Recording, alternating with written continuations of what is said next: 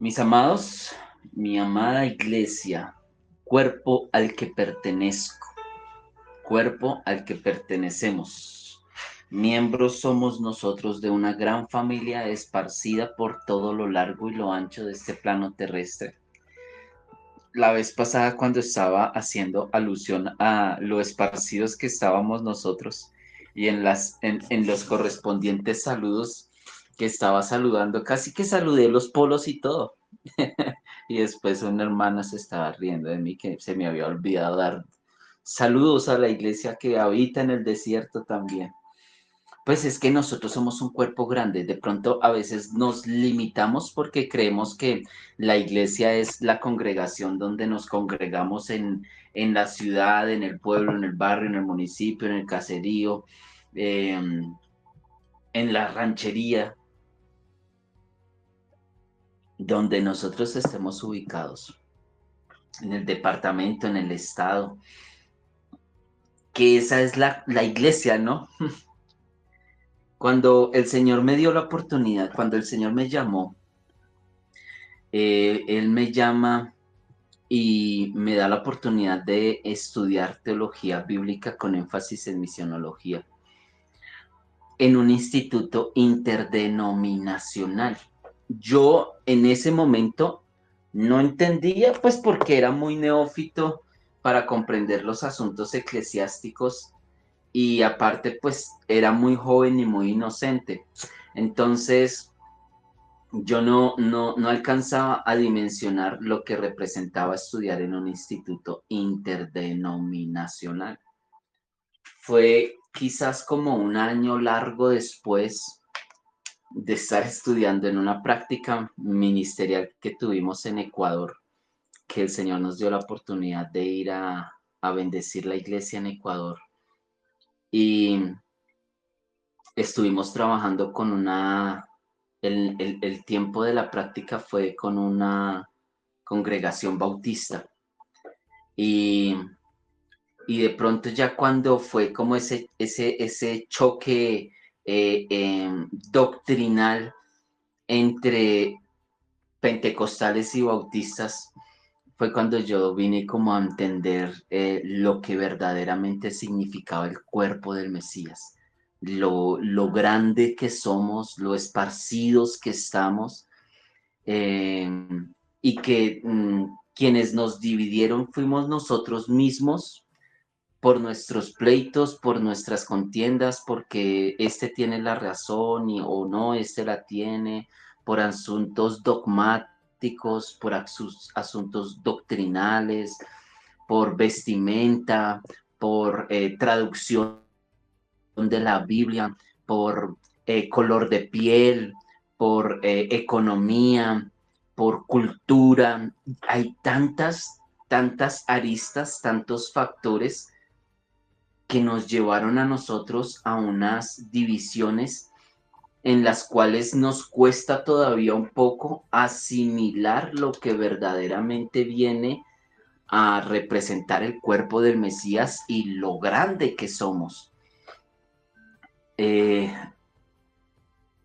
y es muy hermoso poder ver a la iglesia congregada, no teniendo en cuenta lo que nos divide, sino teniendo más en cuenta lo que nos une, lo que nos hace más fuertes. Nuestro Señor, nuestro Dios, el espíritu que portamos. Pero bueno, gracias al Señor, poco a poco lo vamos haciendo y qué hermoso sería ver las lenguas, las tribus, las naciones, los pueblos reunidos en un solo nombre y adorando y buscando la presencia del Señor. Eso es algo muy, muy, muy bonito. Con razón decía el Señor en el Salmo, Inemato humanahim. Mirad cuán bueno y cuán delicioso es habitar los hermanos juntos y en armonía. Estamos escudriñando el Génesis. Escudriñando es de pronto una palabra un poco muy grande para esto. Estamos dando una lectura y con base en la lectura, pues unas pequeñas reflexiones. Y y una pequeña cátedra como para nosotros ir comprendiendo lo que vamos leyendo, lo que vamos escudriñando, lo que vamos estudiando. No, no nos sumergimos 5 metros ni 10 metros a profundidad de las escrituras, porque necesitamos tener mensajes prácticos, mensajes sencillos. En medio de la profundidad de las escrituras, tratar de ser lo más prácticos y lo más sencillos para que el mensaje pueda ser mejor comprendido y entendido. En, escudriñando nosotros el Génesis, nos hemos venido dando cuenta de una serie de situaciones que se presentan en las escrituras y que a nosotros, por el afán del diario vivir, o porque no tenemos tiempo, o porque no hay maestros, porque es algo que hemos venido hablando también, que la escasez de maestros dentro de las congregaciones ha hecho una iglesia un poco ignorante, pero solo un poquito, no mucho. Una iglesia que aprendió fue mucho a decir amén a todo sin ni siquiera saber a qué se estaba diciendo amén. Una iglesia que creció aprendiendo a decir muy bonito aleluya, aleluya, sin saber lo que verdaderamente significa la palabra aleluya y en qué momentos se debe de usar la palabra aleluya. Y por ese estilo, pues muchas cosas. Entonces, mmm, hay muchos hermanos que leen las escrituras, pero de pronto no pasan de, leen Génesis y bueno, bonito, leen Éxodo y se empieza a enredar un poquito la situación y ni hablar de ahí para adelante. Levítico, Números y Deuteronomio, uy, Señor bendito, es difícil cuando nos encontramos con los números o con los levíticos y empiezan las leyes y empiezan los números y no quedamos perdidos y decimos, mejor leo el Nuevo Testamento o mejor leo la Biblia después. Entonces, la falta de guianza para que los hermanos se puedan apasionar por las escrituras, comprenderlas, asimilarlas, entenderlas un poco mejor, pues es complicado uno tratar de entender y de comprender las escrituras por interpretación propia. Si bien es cierto que se encuentra el Espíritu Santo guiándonos a través de las escrituras, sí, claro que sí, el Espíritu Santo nos guía, pero el Espíritu Santo también, dentro de algo que se llama la organización de la iglesia, pues ungieron y se ungieron maestros para que los maestros enseñen las escrituras. Y eso es un conocimiento que se transmite de generación en generación, porque nosotros por sí solos poder comprender las escrituras, dice la misma palabra, ven que es que las escrituras no es de interpretación propia de uno solo, sino de una comunidad, de un pueblo. Entonces nosotros entramos hoy en el capítulo número 9 del libro del Génesis. Hemos estado viendo lo que correspondió a los días previos antes de la inundación del diluvio, las herramientas, los dones, los talentos, los recursos que tenía aquella humanidad que perteneció a una era llamada la era prediluviana, que arqueológicamente encontramos nosotros cualquier cantidad de rastros, de vestigios, de migajas de pan que hay esparcidas por toda la tierra, que nos hablan de que es verídico que alguna vez la tierra fue inundada, se llenó completamente de agua y se reescribe una nueva historia, una nueva oportunidad que el Eterno le da a la humanidad. Entonces, prácticamente eso han sido varias semanas, muchas semanas, escudriñando todo eso que tiene que ver con la caída del hombre, con las aberraciones morales, genéticas que se dieron en esa era prediluviana y el por qué nuestro amado Creador toma la decisión de limpiar la tierra. Sí, que no fue algo pequeño, que estamos hablando de unas corrupciones titánicas, gigantescamente grandísimas, y que ese problema que se dio, ese gigantismo que se dio, esas mezclas que se dieron, todo eso prohibido que se hizo en las épocas de Noé, en los días de Noé, hace que el Señor diga, no contenderá mi espíritu con el del hombre. Y tomar la decisión, el Creador, de limpiar la tierra, aun cuando por muchos él fuese juzgado por injusto. Así como hoy en día Israel se encuentra limpiando de sus enemigos sus fronteras y el mundo entero le está juzgando, obviamente, por su comportamiento. A la raza humana nunca se le va a tener ni conforme ni contenta. Malos sí y malos sí no. En ese contexto nos encontramos, se está secando la tierra, ya se dan las señales de que ya Noé puede salir del arca. El arca se viene a posar en la región de los montes de Ararat, o del monte Ararat, y el resto de las cumbres a nivel mundial ya se han ido secando. Y esto es clave, es importante porque a nosotros ya en esta nueva oportunidad, históricamente hablando, se habla de que las primeras poblaciones se dieron de las cumbres de las montañas hacia abajo, porque fue así como empezó a secarse la tierra hasta un punto determinado.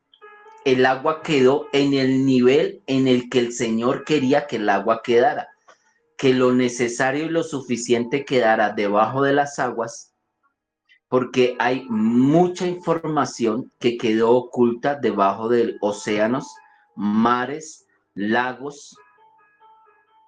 Hay mucha información que quedó allá guardadita, que pertenecía a lo que pasó en esa era prediluviana, antes del diluvio.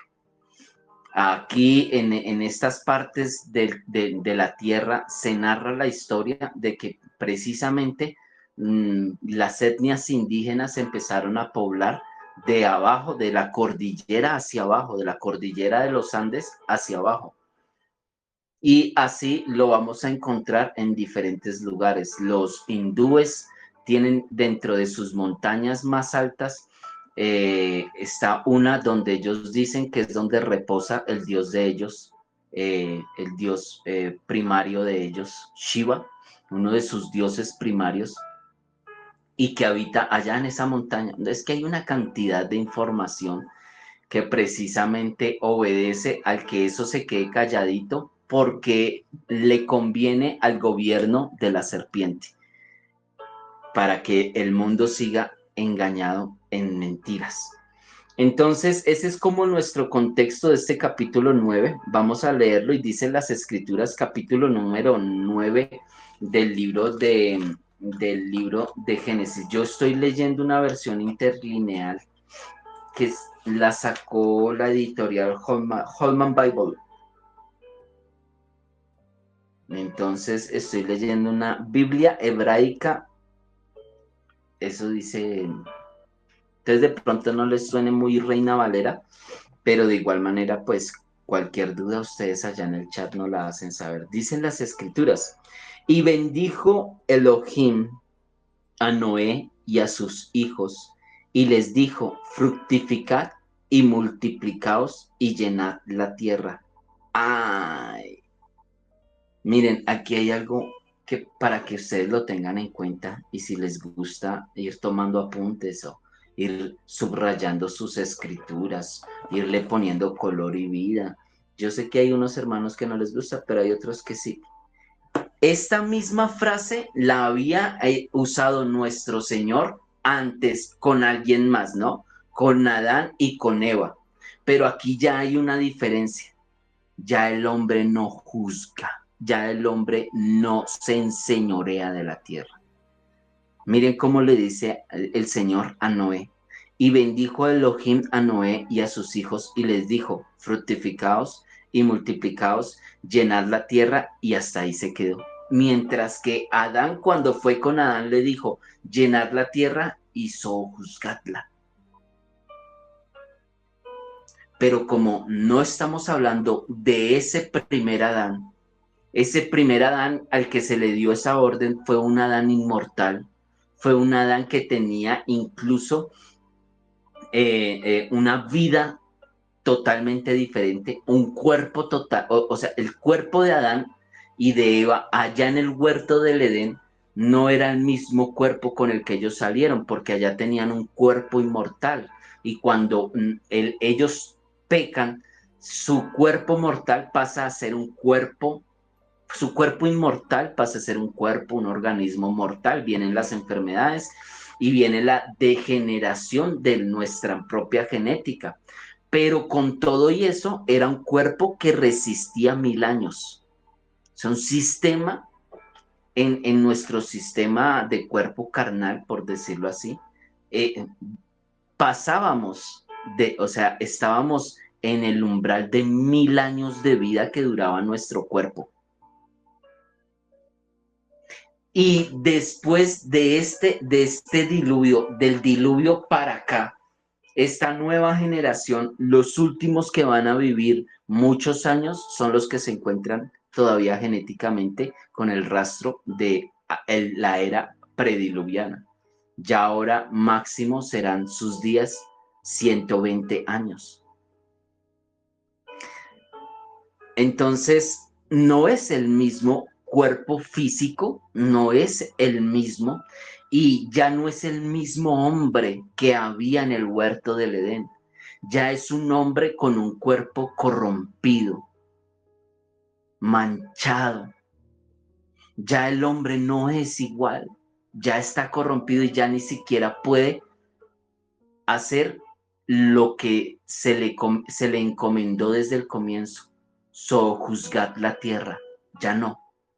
Ahora, fructificaos, multiplicaos, llenad la tierra, porque ahora el gobierno y la mayordomía de la tierra no la va a tener el humano. ¿Ven cómo cambia el texto de las palabras que le da el Señor a Adán y a Eva en esa primera etapa de poblar la tierra, a Noé y sus hijos y en esta etapa de poblar la tierra? Verso 2. Y el temor y pavor de vosotros sea sobre todo animal de la tierra y sobre toda ave de los cielos y en todo lo que se mueve sobre el suelo y en todos los peces del mar. En vuestra mano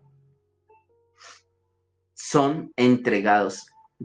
Ya no hay comunión con los animales.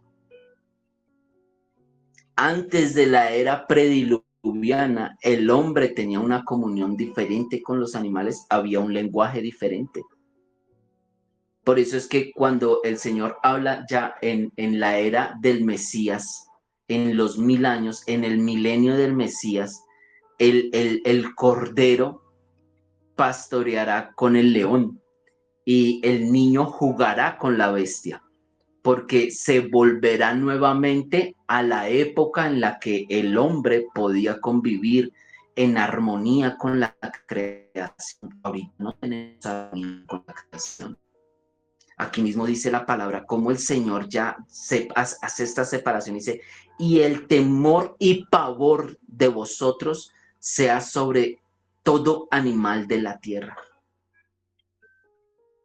Como el hombre había corrompido tanto la creación. porque es por causa del pecado de nosotros y de las aberraciones y problemas en las rebeliones angelicales que la creación fue contaminada. Es que nosotros contaminamos la creación con nuestra propia maldad al punto del bestialismo, que es precisamente lo que hoy en día ya otra vez estamos viendo, porque como estamos en los días de Noé, porque miren que a veces no comprendemos nosotros ese tipo de lenguaje del creador, como a nosotros nos cuesta nos es tan fácil juzgarle, pero poco entender las situaciones. El Señor el Señor coloca sobre los animales un temor para que huyan del humano, para que le tengan temor y pavor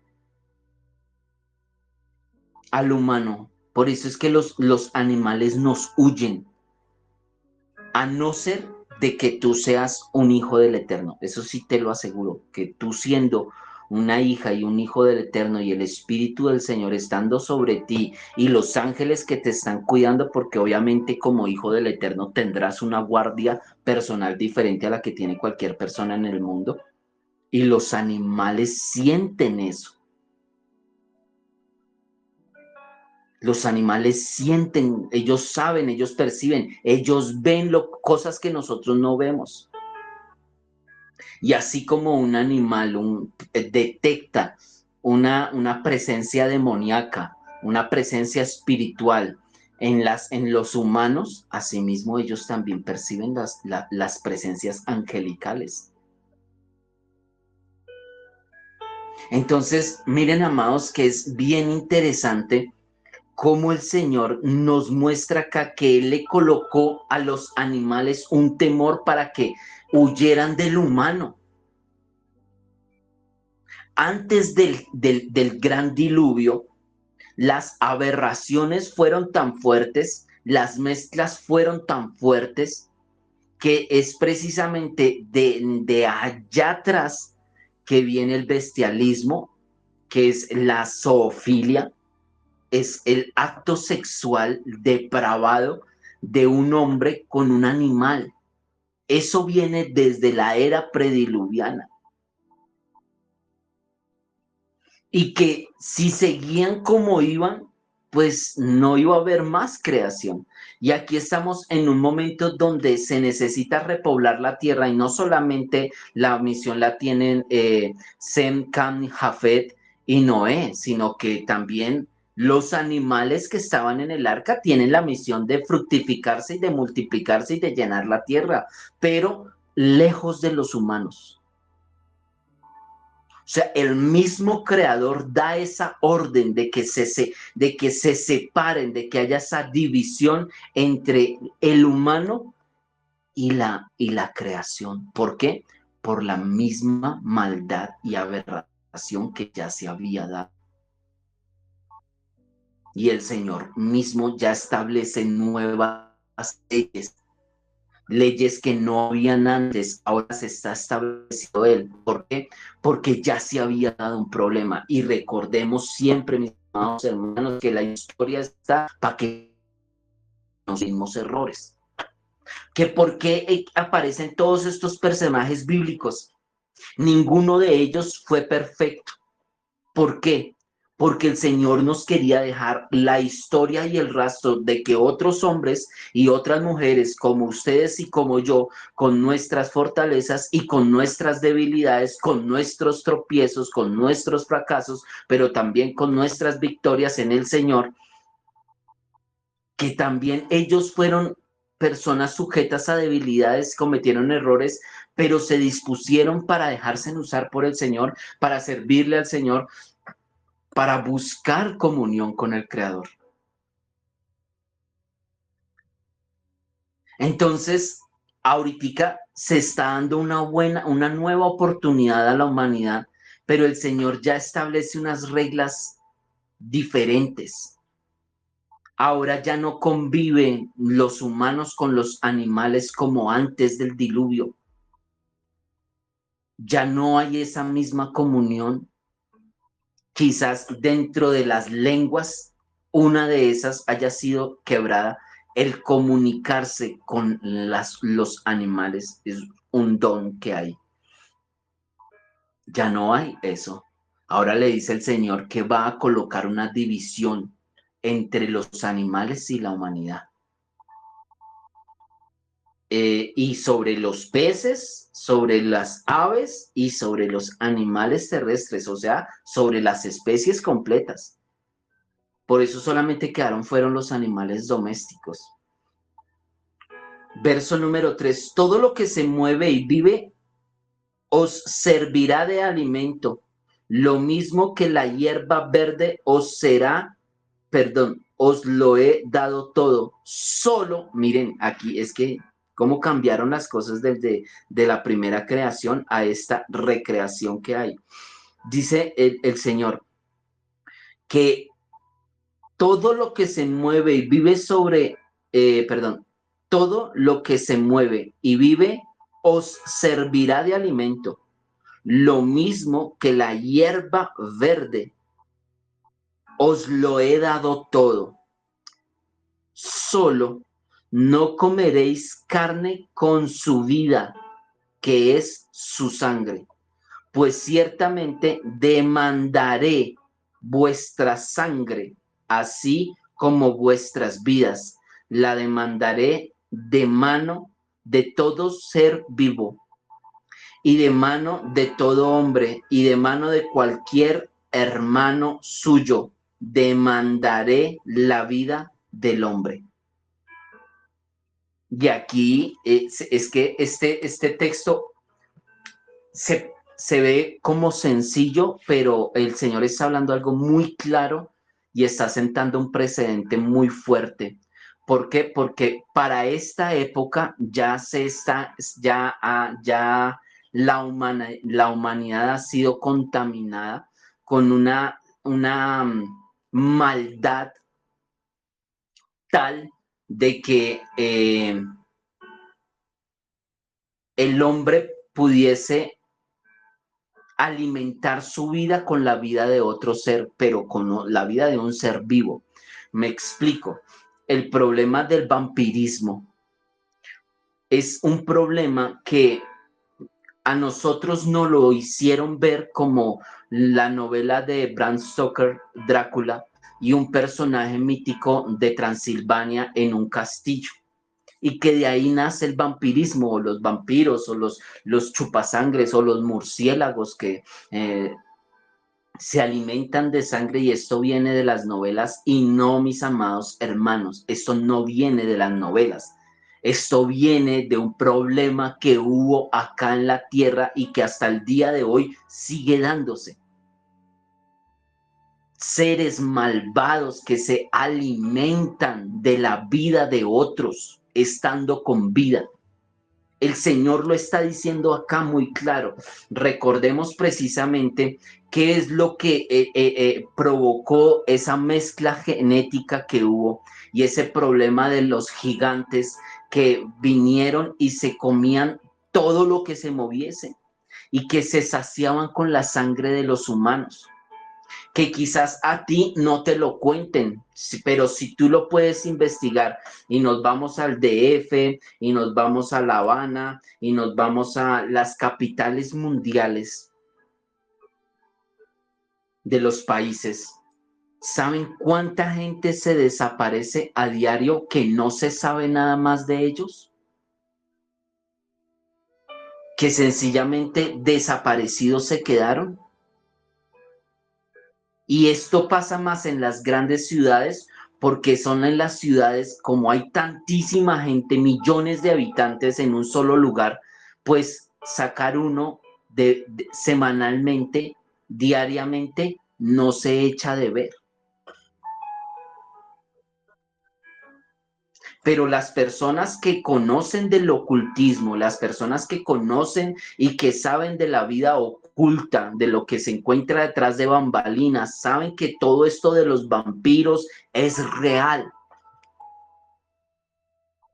Es más, por eso es que el Señor lo está ahorita ya dentro de las nuevas leyes que el Señor está colocando, en esta nueva población que el Señor está dando, que está, que está haciendo. Él dice, hágame un favor, prohibido, usted cómanse los animales que se quieran comer, cómanse en lo verde que se quieran comer, cuanta planta se quieran comer, pero si un ser se encuentra con vida, no se le tome su sangre. Eso lo está diciendo acá. ¿Por qué el Eterno hace esta aclaración y coloca esta ley tan de frente? Porque se estaba dando, no era que el Señor estuviese preveyendo algo que fuera a pasar, es que ya había pasado. Es que los niveles de corrupción que hubo en esas épocas fueron muy fuertes. Y el problema radica en que nosotros creamos, como lo hablábamos en algunos de los devocionales anteriormente de este tema, que nosotros creamos que en la época prediluviana eran hombres de las cavernas, nada más lejos de la realidad. Ningunos hombres de las cavernas, había una cantidad de tecnologías, de ciencia y de conocimiento. Y todo eso tuvo que ser guardado, escondido, borrado, limpiado. Y acá lo está diciendo, solo no comeréis carne con su vida, que es su sangre. Por eso cuando se consume algún alimento con algún animal y que tú vayas a hacer un acto de carnalidad, o sea, a comer carne, la carne no debe de desangrarse la carne. Por eso es que ya nosotros vamos a ver luego más adelante cómo el Señor habla ya dándole la ley a los judíos de que no se puede consumir sangre. Y luego vas a ver tú a Pablo hablándole a la iglesia y diciendo, hey, venga, mire, cuidado con la sangre. Porque en la sangre se encuentra la vida de la persona. Y hay seres que se alimentan de la sangre y de la vida de las personas. Eso no es un mito ni una leyenda de Hollywood. Eso no es de películas. Las películas, como siempre le hemos dicho, las películas son la varita mágica de la élite con la cual programan y preparan a la humanidad para las cosas que van a venir o las cosas que ya pasaron. Y el vampirismo se dio y se ha dado y en los días de hoy de nosotros se siguen dando. Así me quieran tomar por loco. Lo que tengo que hacer es enseñar lo que el Señor muestra. Y es bien cierto, en el campo del autismo, ellos saben que los humanos que se desaparecen a diario en las grandes urbes, muchos los usan para las partes, otros los usan para servicios humanos, otros los usan para rituales y otros los usan como alimento. Este punto estamos hoy porque nosotros hoy estamos en los días de Noé. En los días de Noé, dice por lo menos el texto de Enoc, dice que en los días de Noé, los gigantes y estas razas que se dieron por las mezclas que se dieron, se comían todo lo que había, que ya prácticamente donde hubieran dejado a los gigantes, donde el Señor no hubiese limpiado la tierra, los gigantes acaban con los humanos.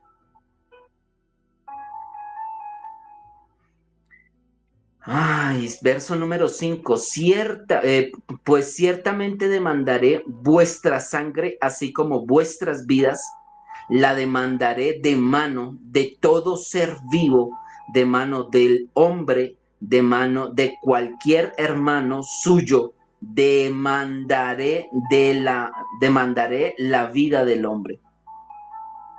Que es que aquí, ¿por qué precisamente el Señor coloca en el verso número 5 que dice, de mano de todo ser vivo y de mano del hombre y de mano de cualquier hermano suyo? Es que el Señor todavía lo habla más específico y es todavía más claro como para que a nosotros no nos vaya a quedar duda.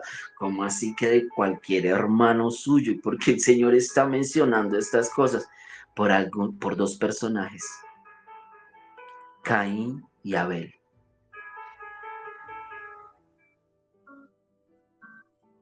Porque ya se dio,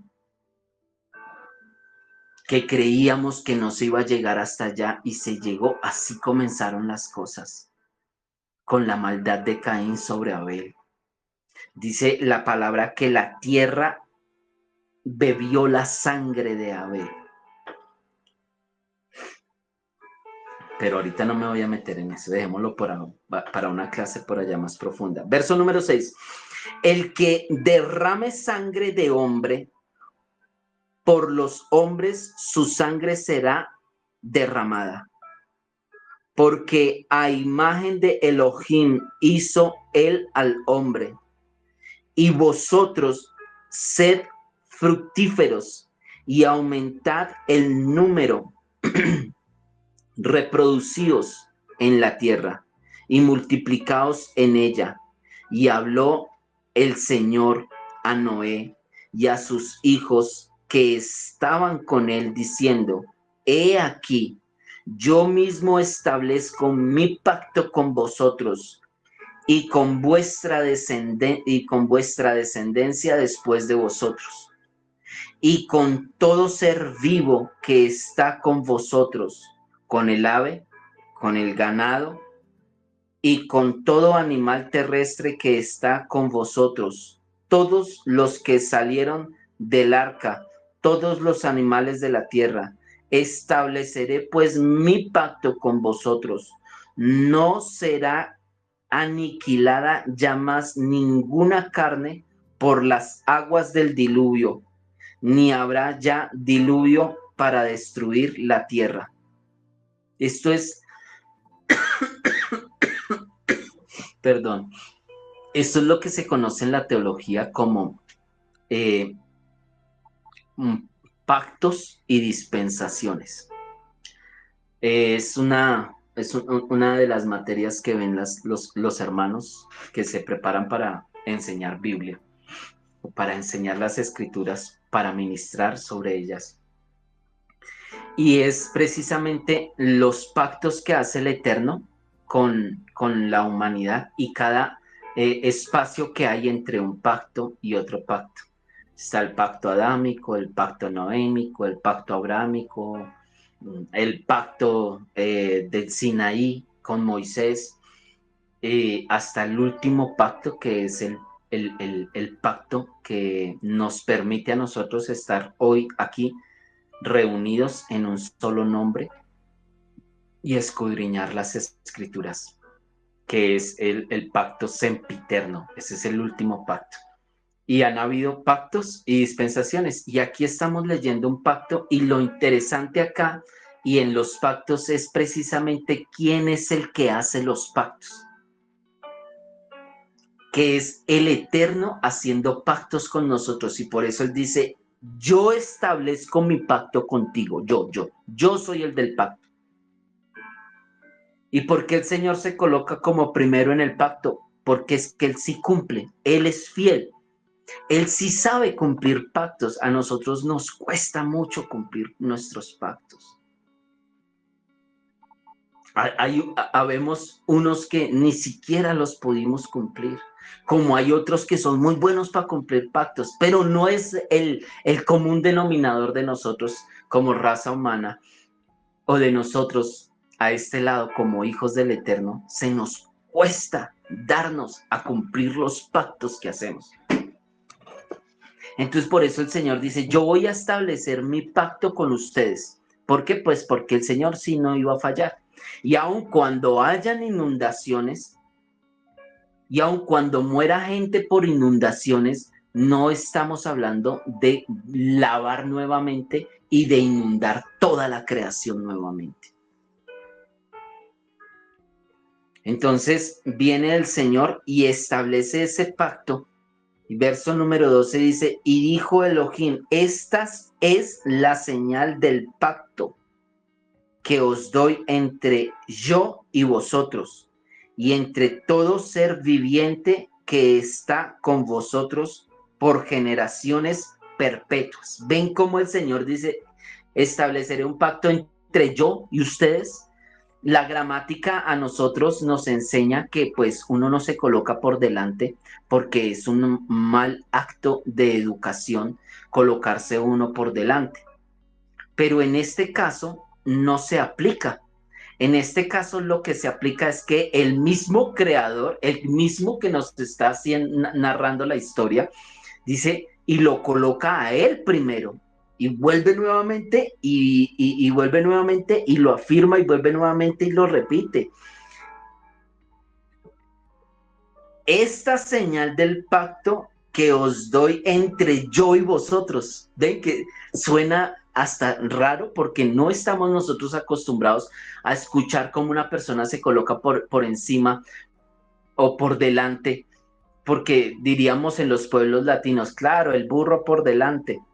Cuando uno hacía ese tipo de anotaciones gramaticales en nuestro español, cuando uno hablaba en primera persona y después colocaba el grupo y decía, claro, el burro por delante, no, pues primero menciónelos a todos y de último se menciona a usted, es lo correcto. Pero acá no, acá es estableceré un pacto entre yo y ustedes. Suena gramaticalmente raro. ¿Por qué? Porque no estamos acostumbrados a escuchar eso, teniendo en cuenta que aún incluso no estamos acostumbrados a ello, pero la ley es así en cuanto a la fidelidad del pacto y de quien está proclamando el pacto, de quien está llamando al pacto. Y dice el Señor que coloca una señal y ya todos nosotros, porque a nosotros desde pequeñitos nos enseñan lo del diluvio y lo de el arco iris y que el arco iris es símbolo del pacto y que salió Noé del arca y hizo el altar y el sacrificio y apareció el, el arco iris en el firmamento como señal de que el Señor estableció precisamente un pacto y él no iba a volver a limpiar o a inundar la tierra, a traer un juicio directo de agua sobre la humanidad. Que hablábamos nosotros, cómo precisamente en estos tiempos en los que nos encontramos nuevamente vuelve a estar de moda el arco iris. Que no es casualidad, mis amados hermanos, y que sería algo muy hermoso, sería algo muy deleitoso, sería algo muy sublime, sería algo muy sobrenatural, porque tendría que ser sobrenatural. Que la iglesia se levantara, le arrebatara de las manos a la comunidad del abecedario el símbolo que ellos colocaron y a través de eso le enseñara a la iglesia, a la humanidad, el verdadero significado del arco iris.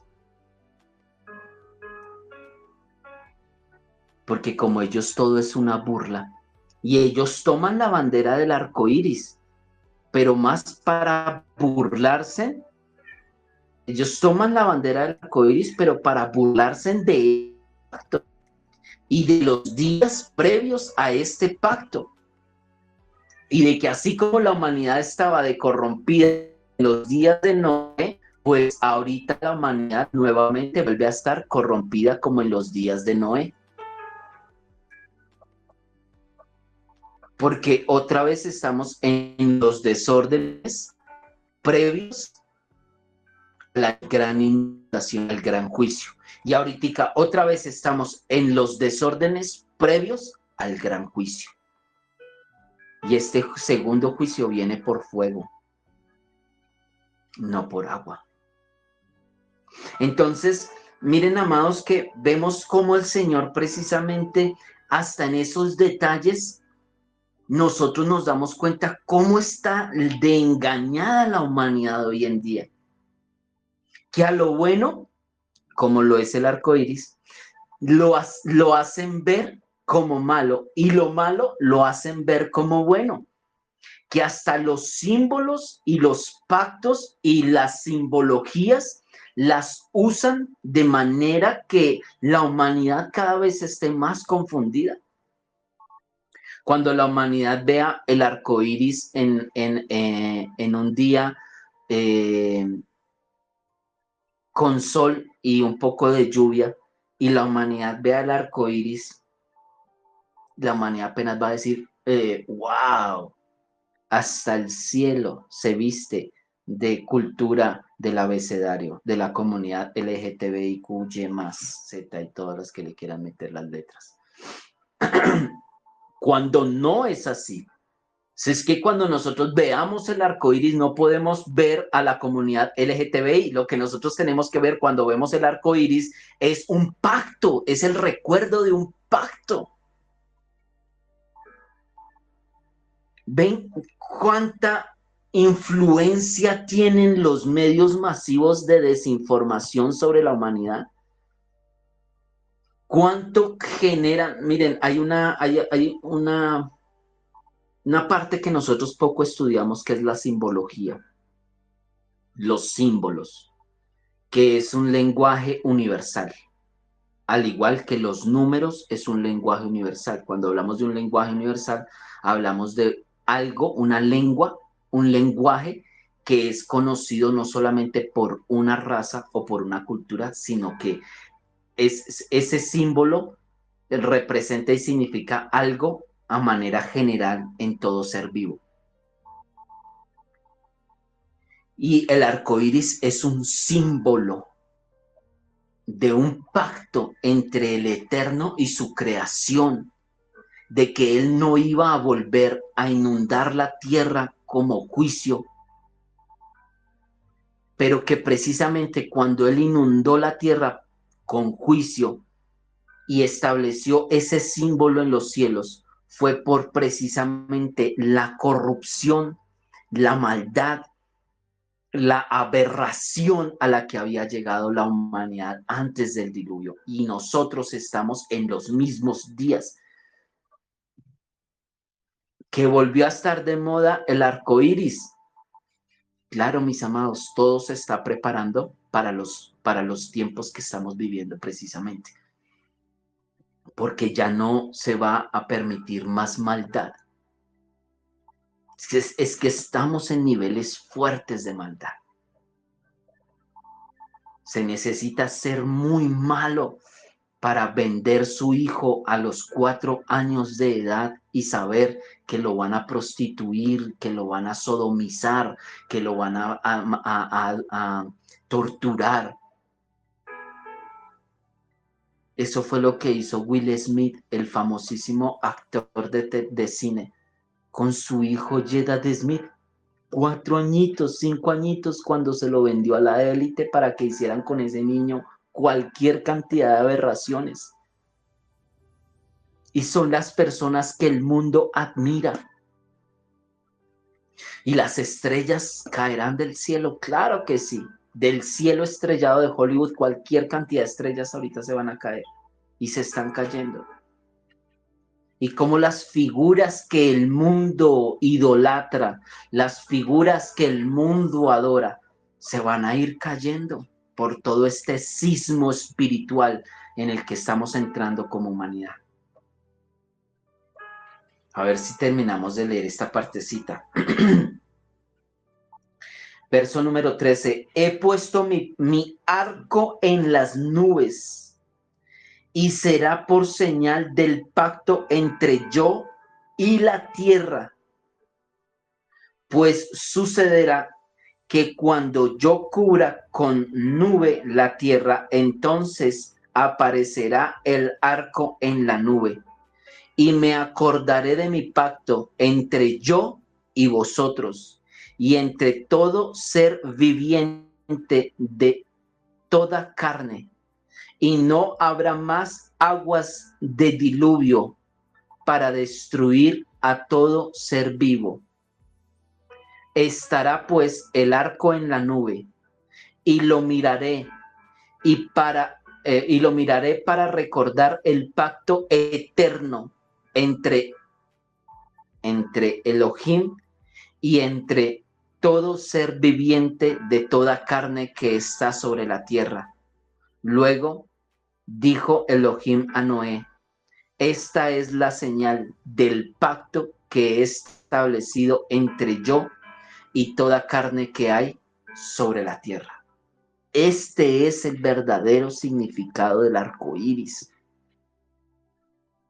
No, el arco iris no representa una comunidad de personas con trastornos en su identidad sexual y en su identidad como ser.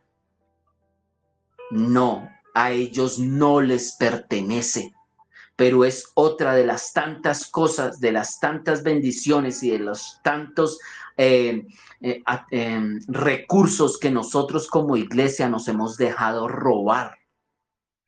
Y vemos cómo blasfeman y vemos cómo se burlan, porque eso es una burla directa de la comunidad, de la comunidad LGTBI que le sirve a la serpiente, porque hace parte de la Agenda 2030. Como iglesia ya tenemos nosotros que saber que para el 2030 ya las cosas van a estar a flor de piel. Si llegamos hasta allá y nuestro amado Yeshua no viene antes por nosotros.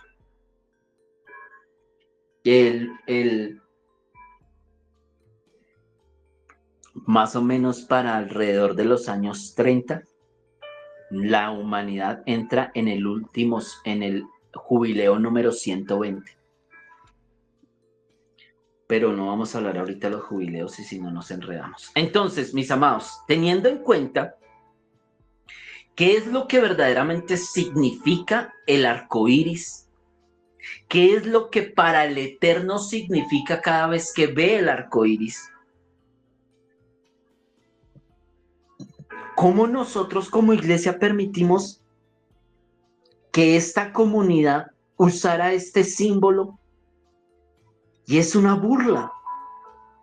Y tras del hecho nosotros nos sincronizamos con ellos, y para muchos evangélicos, para muchos cristianos, para muchos protestantes, para muchos religiosos, para muchos hermanos, ya la bandera del arco iris, la bandera de la comunidad LGTBI, YQ+T, ya lo asimilan. Ay, ahí están los del arco iris.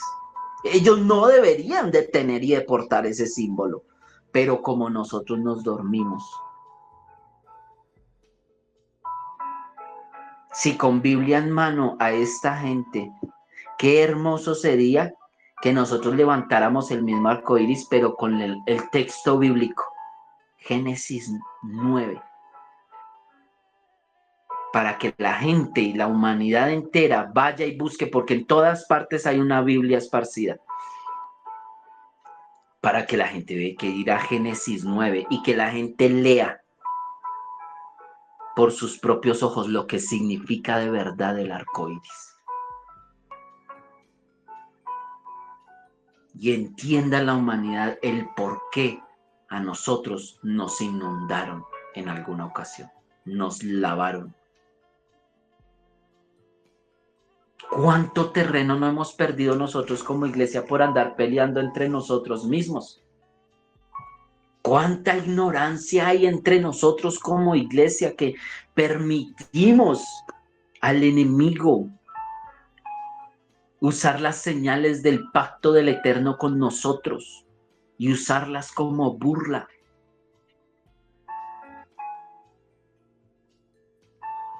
Así ha hecho siempre el enemigo. Confunde y reinarás. Divídelos y reinarás. Entre más peleados estén entre ellos para las artimañas del enemigo, mucho mejor.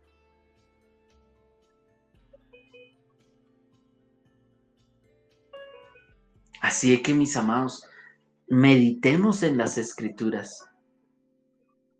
¿Cómo es que nosotros como iglesia nos estamos comportando en estos últimos tiempos?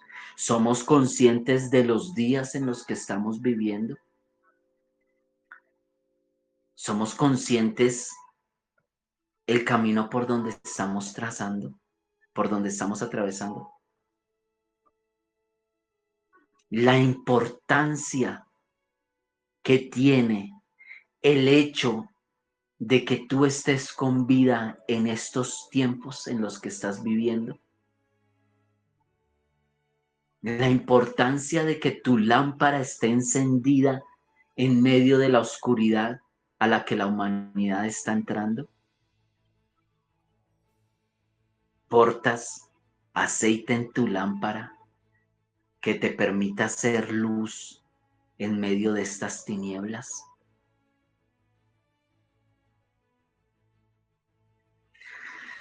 Padre, perdónanos por nuestra negligencia como iglesia, Señor. Porque al estar divididos los unos con los otros, porque al estar más preocupados por saber quién tiene la razón, el enemigo avanzó.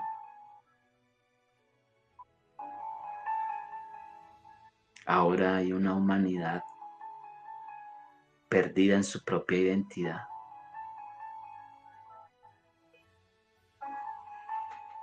Ay, mi Señor, mi Rey, por favor, ten misericordia de nosotros y ayúdanos. Ayúdanos para ser sensibles a ti,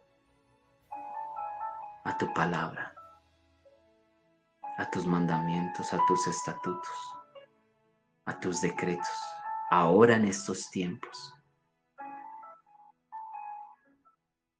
que tanto lo necesitamos, Señor, que tu iglesia lo pueda comprender, que ahora es cuando más necesitamos brillar, alumbrar, porque ahora es cuando la humanidad entera entrará en tiempos de oscuridad. Ya estamos entrando en tiempos de oscuridad, Señor. Ten piedad y misericordia de nosotros como iglesia, Señor. Las naciones acá representadas, las familias, las comunidades, las razas, las lenguas, las culturas acá representadas, Señor. Las congregaciones acá representadas.